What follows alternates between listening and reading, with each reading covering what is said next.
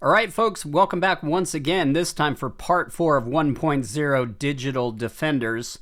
Let's just jump right into the lecture. So we talked previously the importance of finding your why, not relying on money as your impetus for getting into cybersecurity, some of the challenges behind it. Now let's look at employability skills. So not only are the technical skills that you'll learn throughout your training, however you decide to do that for a career in cybersecurity, all of those technical skills are essential. However, employers these days are really finding and demanding higher quality soft skills, or what I like to call employability skills. This is where it separates that technician, from someone who's going to be highly successful. Because in the career of cybersecurity, as with many careers, you need to understand how to effectively communicate, both in writing, as well as in person, problem solve, adapt, constant changes. Think about coming in on a Monday. You had a task list of things that you were going to work on, and however there's a possible data breach, you've got to switch gears right away. That's going to happen often, whether it not just for a data breach, but because a system may be down, you may get an alert you need to deal with, etc. So adaptability and being able to multitask, if you will, meaning you never do two tasks at once, but knowing that you have multiple tasks that need to be accomplished are important. We've already talked a little bit about ethical judgment with the ISC2 code canons, and those are important. It's important overall in your career as well, not just from a technical standpoint. Leadership is important. Even if you're coming in as a technician, it's important that you understand leadership, how to take leadership, as well as sometimes stepping up to lead in certain situations. Attention to detail is also huge, and stress management. I can't encourage you enough to go out, find some articles, find some YouTube videos that discuss in detail employability skills. In my courses, students are required to demonstrate these employability skills: time management, meeting deadlines, turning in quality work, communicating efficiency. It's all important and makes for a higher probability of success in any career, and especially in technical careers. So switching gears from those employability, let's look at what I call KSAs, the knowledge, skills, and ability. Now this course, this introductory course, is really focused heavily on knowledge. However, we'll be using the Kali Linux operating system to discover Kali Linux, to understand its value both in ethical hacking as well as how black hat hackers are going to use it. So we'll look at skills and we'll develop some basic foundational abilities along the way.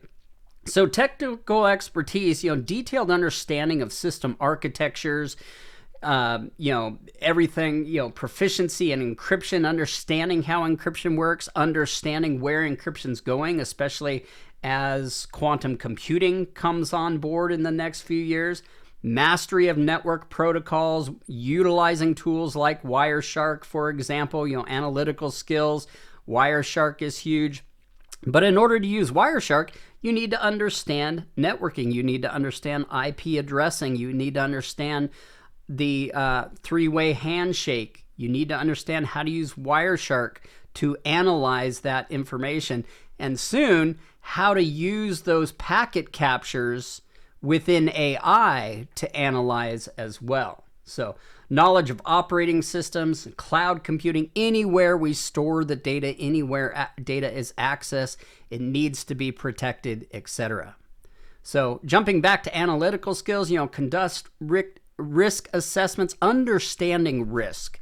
And matter of fact, there's a great book entitled How to Measure Anything in Cybersecurity Risk. The publisher is Wiley, and it's by Douglas Hubbard and Richard Serson. And I got to tell you, it's a really great book. We'll talk more about it. I'll introduce it in the risk management section as we get there. Spot anomalies and network traffic. Again, really important to understand and really master how to use Wireshark. So Wireshark is used in a lot of my cybersecurity classes that I teach. So other knowledge and skills, so psychological insight, understanding the psychology of cyber criminals. You'll find great books on that as well. Again, I can't encourage you enough to not just take this course or watch these lectures, but get out, be reading more, find articles on topics that are associated with the weekly work in this class. So anticipate and counteract attacks, knowing tactics, knowing what the new tactics are. A tactic yesterday might be different than a tactic today, for example. Attention to detail is huge. Making sure you don't click that button that takes down the entire network, that you accidentally leave an access control list that you're testing open and a hacker can get in. Attention to detail is key, and a lot of times when I'm working on a project, I'm taking notes. What did I do so that I can always undo it? Okay, sometimes I'll even record my screen as I do things, so I have video evidence of what I did and also what I can do to undo it. Very important to understand today the legal and regulatory requirements around digital privacy, around PII, medical, you name it, right? And so some things to become familiar with that we'll dive more into detail on is GDPR, HIPAA for healthcare, Sarbanes-Oxley, the NICE framework, lots of great frameworks out there. I ascertain and follow Christian Espinoza on this, that most of those frameworks are so overdone and so technical that if we cover just some simple things, we can protect about 80% of our network.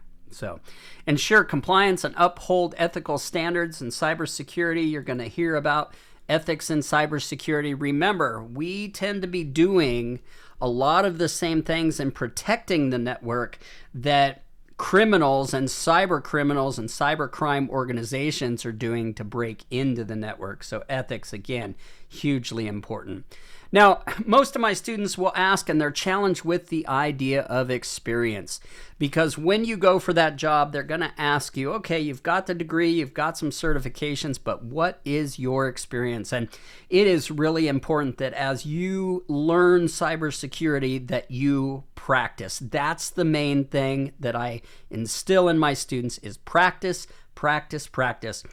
And how can you do that? Well, you've got a ton of online tools for capturing flag events, challenges there, training on capture the flag. Hack the Box is a great online system to use. Build a portfolio. So when I was learning, well before cybersecurity, when I was learning networking and network administration, I built my own network at home, and you can do that as well. You can find cheap computers, old firewalls, etc., that you can use to build your own network and practice all the things that you learn.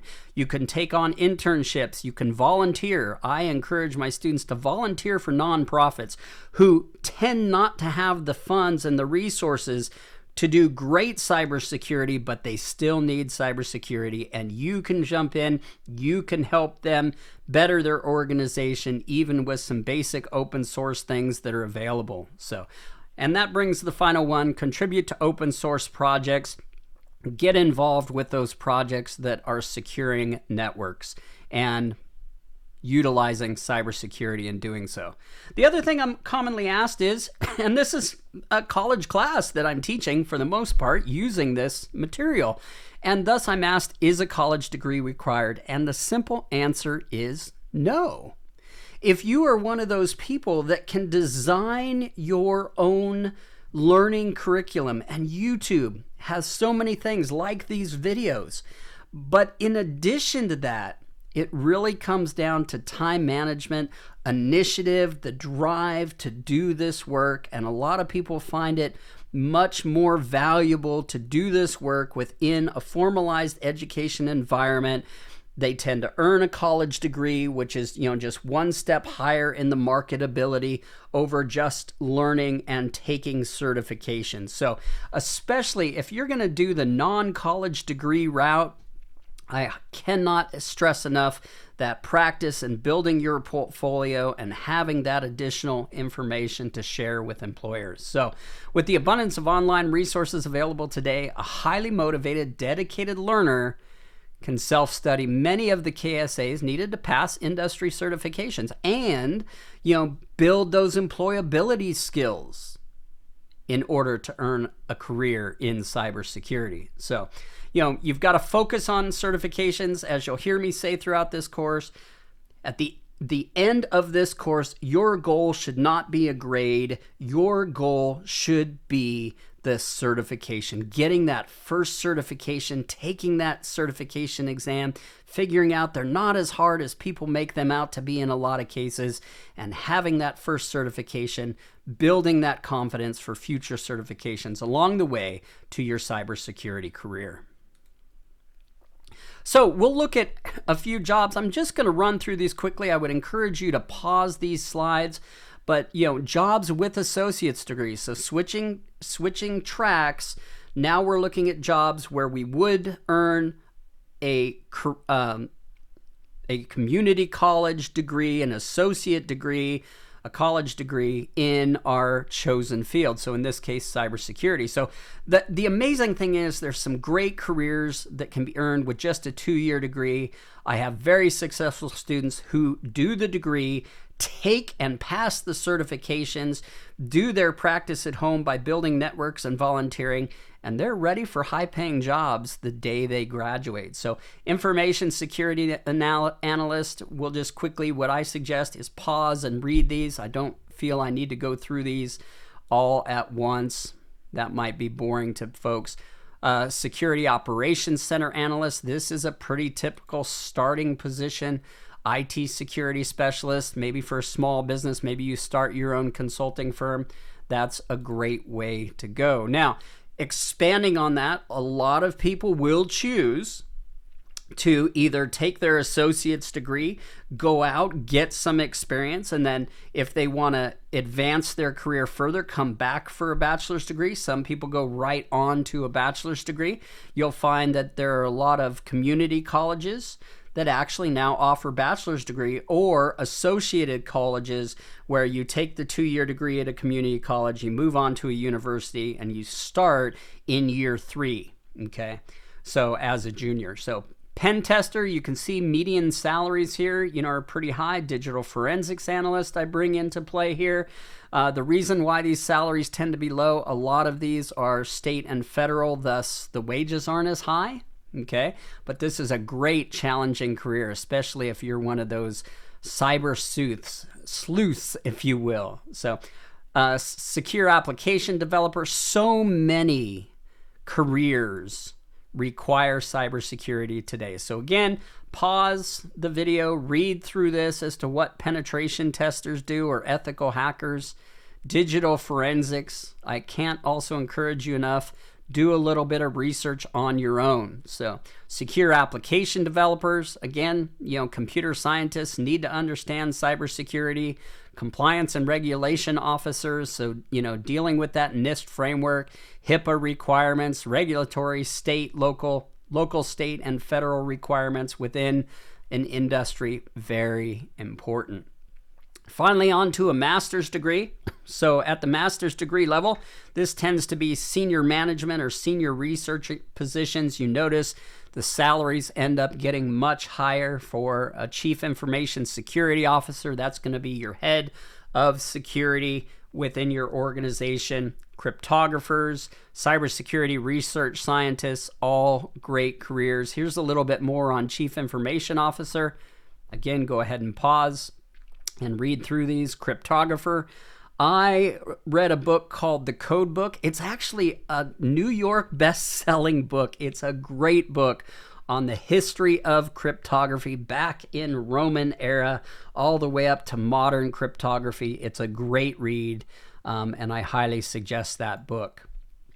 Cybersecurity research specialist, so generalized but research, again, some AI generated imagery for our presentation. So in conclusion, I just want to end with this. So entering the workforce requires a solid professional development plan to secure your first job. What does that entail? That entails learning and mastering those employability skills, working on your skills and your abilities and your knowledge constantly, right? That continuous learning, it is essential, especially in technical fields where change is constant. I mean, just look at how much information technology has changed just since November 2022 with the public release of ChatGPT.